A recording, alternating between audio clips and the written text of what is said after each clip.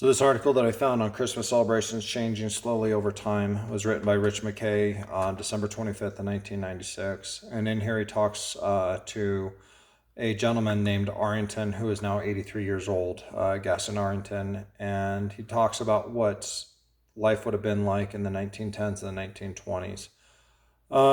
He says in here that Arrington had 8 brothers and 8 sisters. And at the morning of Christmas morning, they would open up and they would be lucky to have an orange each or a peppermint candy each. The fact that that was such a simplistic thing, but they would be interested in it, like it was such a special event, is kind of endearing to me. Arrington talks about the fact that his father would use a pair of boots and march through the soot and chimney stones to drum up the evidence that Santa Claus had been to their town, been to their home. Talks about the fact that a special breakfast on Christmas would have been cornbread and molasses. I can only imagine if we fed our children a special breakfast of cornbread and molasses, how that would be very off-putting to them, and that would be something like that is not something very special. And then after they had this special breakfast of cornbread and molasses, they had to go out and milk the cows and feed the chickens because farm life never didn't end, even on Christmas. However, there was no work in the fields or in the barn that day. They were required to go to church with their grandfather, who was a Baptist preacher, on that morning. And then on Christmas dinner, they would have a special dinner of either chicken or turkey from the pen and vegetables grown on the farm. And then he talks about the fact that their shoebox became their Christmas box at the end of the day. Then talks about how 20 years later he met his wife and actually proposed to her on Christmas Day, and they attempted to get married. However, there was no justice of the peace that was open for them to get married at, so they had to actually do it on the next day. And then talks to about one of his sisters, Linda Eckler, who is 56 years old at the time of the article.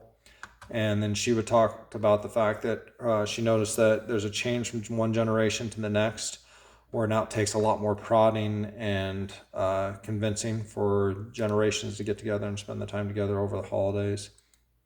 And they talk about that, who would have guessed back in the 1850s that nowadays we would have electronic Santa Clauses on all of our yards, or blow-up dogs as we've got in our front yard, or these different things with lights all over the place, and that we would send Christmas good cheer to each other through electronic scanners and home printers and computerized decorations and those type of things.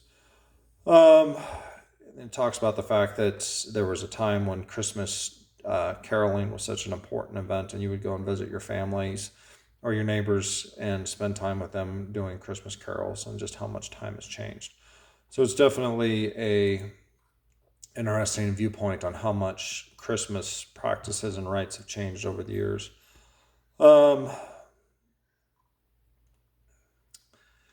In my personal opinion, I think that this American culture has not benefited from the mass production and commercialization of Christmas. My wife and I often walk through stores and speak of the fact, however, that there seems to be no fall celebrations anymore. We seem to have lost the ability to have Halloween and Thanksgiving, and that everything seems to be about the commercialization of Christmas. Myself personally, I enjoy Thanksgiving.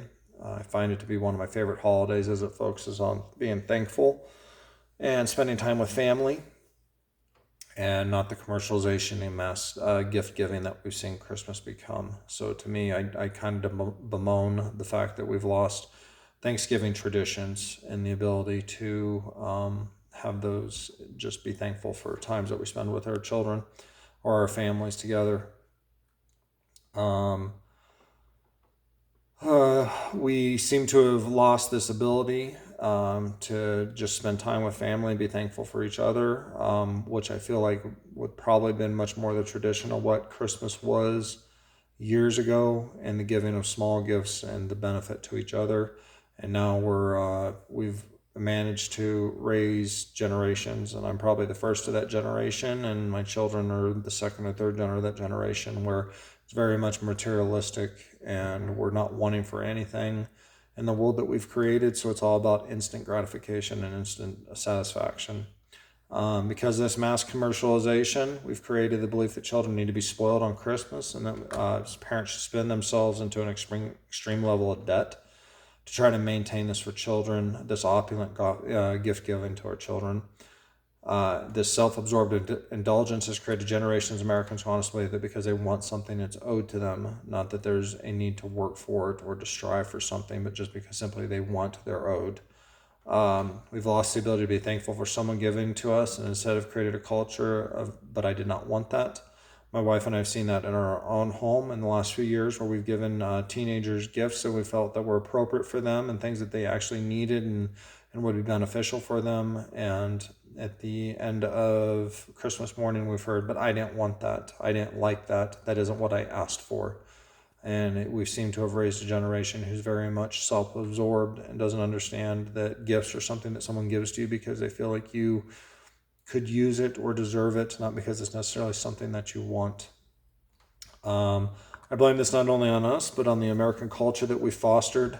We've allowed to take it precedent in our life with social media and the sensualization of the culture, where one is of opulence and greed, not of thankfulness and grace. We're no longer thankful for things. Everything's about how opulent we can be, how special we can be, how over the top we can be, how much we can get people to look at us. It's no longer about actually taking time to be thankful for the things that we've actually worked for and earned in our life. Personally, I believe that this culture cannot sustain itself, and once we hit a bump in the road, it's going to be interesting to see how this American culture survives. Like, what is going to happen when we have an actual bump in the road that occurs. For a long time, I would say that the American culture was that of the self-made man, that you could come to America, you could earn your way, you could make yourself into something. And now we have created this culture of everybody is owed, everybody is special, everybody wants, everybody deserves.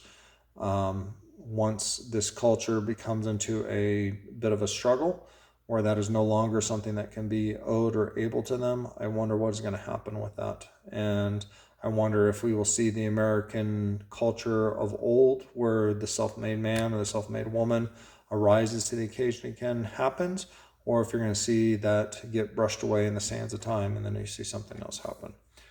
Again, it's Jason Moser. This is for my week 2 discussion on American culture. Thank you very much.